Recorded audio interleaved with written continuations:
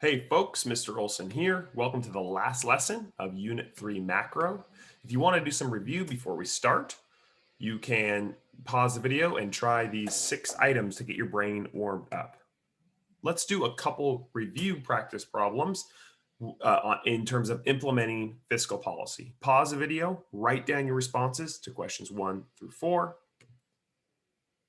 and then we'll go over the answers together. Number 1, this is an inflationary gap. So we need contractionary fiscal policy, which means we can raise taxes or decrease government spending. The size of the gap is $50 billion. So let's decrease government spending. The MPC is 0.9, so the MPS is 0.1. 1 over 0.1 is 10, so the multiplier is 10. So what times 10 is going to equal negative $50 billion in GDP? The answer is, of course, negative $5 billion. If we do that effectively, this is the effective implementation of fiscal policy to close the gap. One more practice question here. You can pause the video, see if you can do these 4 questions on your own. We are, number 1, we are in a recessionary gap. Number 2, we need expansionary fiscal policy, so we can increase government spending, or we can decrease taxes, which increases disposable income, which increases consumption. Number 4, how much initial government spending is needed to close the gap? The gap is $200 billion. The MPC is 0.8, so the MPS is 0.2. So the multiplier is 5. So what times 5 equals $200 billion? The answer, of course, is $40 billion of government spending times multiplier of 5 will effectively close the gap and bring us back to full employment. If we are going to cut taxes in order to close the same gap, we would need to cut taxes by more than $40 billion because the tax multiplier is always 1 less than the spending multiplier. So in this instance, because the spending multiplier is 5, the tax multiplier would be 4. Pretty amazing stuff. A pretty effective way for the government to help people now. Okay. Now, those are the ideal scenarios where this works really, really well. What we're talking about today are the problems with fiscal policy that don't make this as easy to do in the real world as it seems like when we draw them on the graphs. Okay. Now, let's talk about expansionary fiscal policy. If there's a recessionary gap, as we've already talked about, the government's going to do 2 things. Number 1, they can increase spending. Number 2, they can decrease taxes. What's the problem with doing both of those at the same time? Well, of course, it is deficit spending. Okay. Deficit spending is the number 1 problem of fiscal policy. Some definitions of terms: a budget deficit is when the government's expenditures exceed its revenue. It gets revenue from taxes, and its expenditures are how much it spends on government spending in any given year. So there's a budget deficit if the government spending is greater than its tax revenue in any given year. The national debt is the accumulation of all the budget deficits over time, right? So each year that you run a deficit, it contributes to that ongoing national debt. If the government increases spending without increasing taxes, that will increase the annual deficit and the national debt. Okay.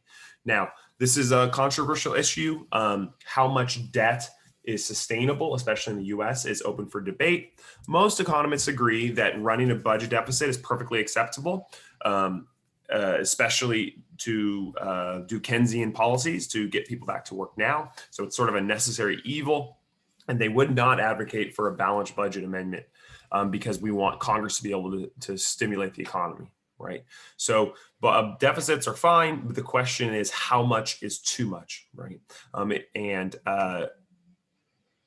That's the question that is sort of ongoing in our political debate.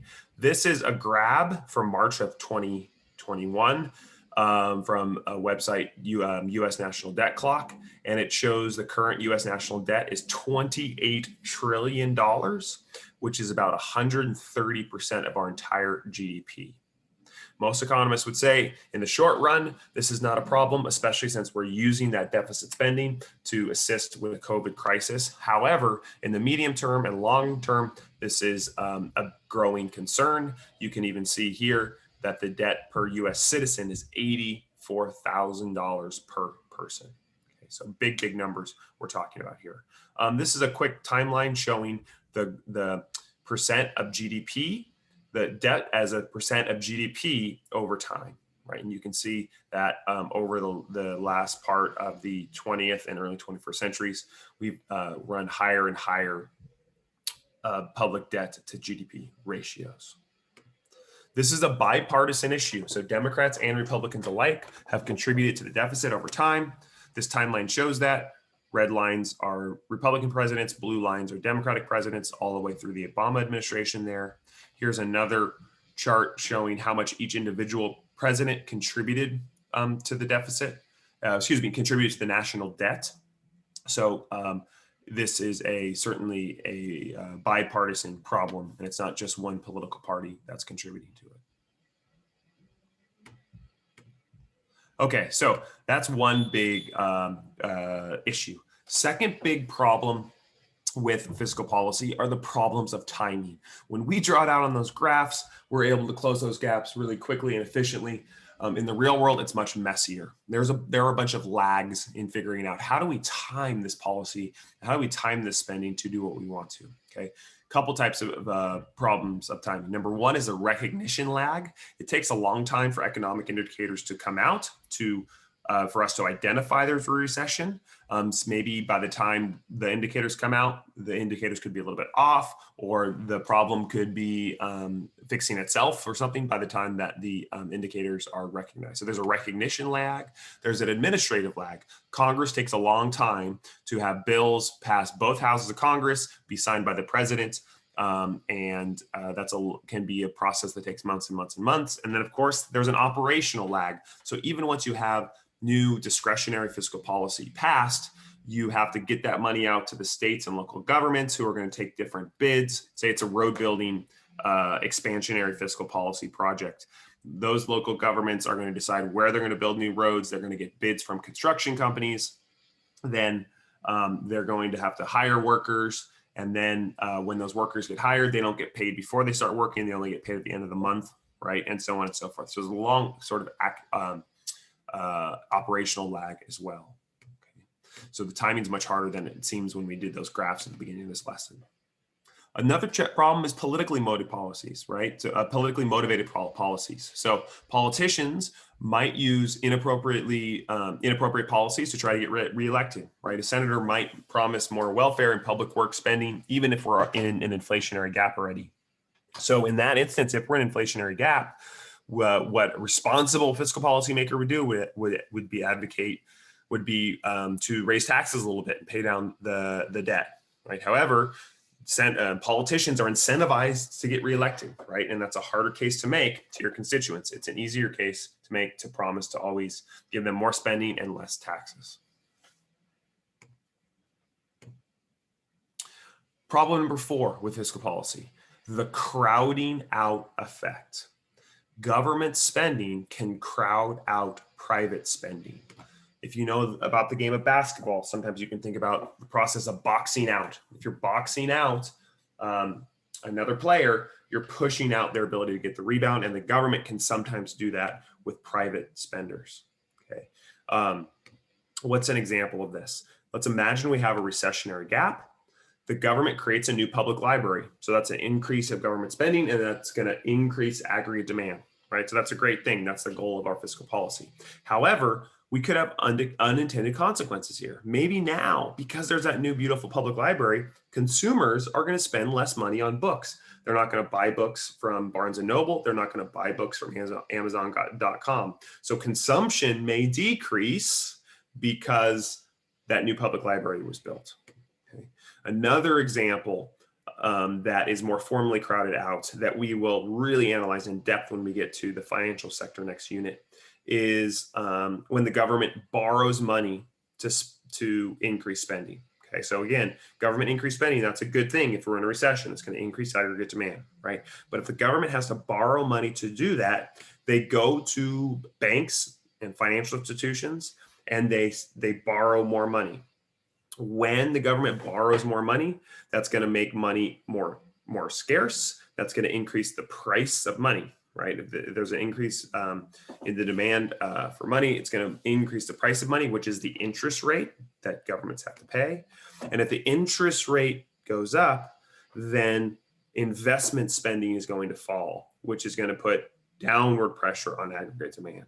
Okay, so what you see here are a couple of unintended consequences. Sometimes when the government spends, they're going to crowd out consumers and investors. And it's going to undermine their policy, and it's also going to make it so it's going to undermine private spending, right? Ultimately, when it's working well, we want consumers and businesses to be doing the spending, and the government can unintentionally undermine that. And then the fifth problem with fiscal policy is something called the net export effect. So international trade can reduce the effectiveness of fiscal policies. Let's imagine we have a recessionary gap. So the government wants to increase aggregate demand. As you already know from the graph, if we increase aggregate demand, that increases the price level. If the price level goes up, interest rates are soon to follow. So if the price level goes up, then goods from the US are now more expensive. And that's going to make the dollar appreciate and foreign countries buy less. So our exports are going to fall. Expansionary fiscal policy increases the price level, so Fords become much more expensive for Chinese or Indonesian or Mexican consumers. So our exports are going to fall. And as you know, if our exports fall, our net exports decrease, which also decreases aggregate demand. So this is another case of a sort of unintended consequence or a side effect of fiscal policy that make it much messier and imperfect in the real world than we draw on these graphs. Nevertheless, it's widely affected, and there's a consensus widely effective to a certain degree. And there's a consensus now that the policies in the Great Recession from 2010 prevented the Great Recession from becoming another Great Depression, and increased employment and GDP. They weren't able to fully close the gap for years, but they definitely made life better, right? It's just not as clean cut as we can make it seem in introductory economics. So that's the end of Unit 3. This is a list of the 25 concepts we've covered in this unit. So you can use this as a starting point for a study guide and a checklist. And if you have questions about any of these things, I'd love to help you with those in class. All right, ladies and gentlemen, that's the end of the lesson. Thanks for listening, and I'll see you back in class.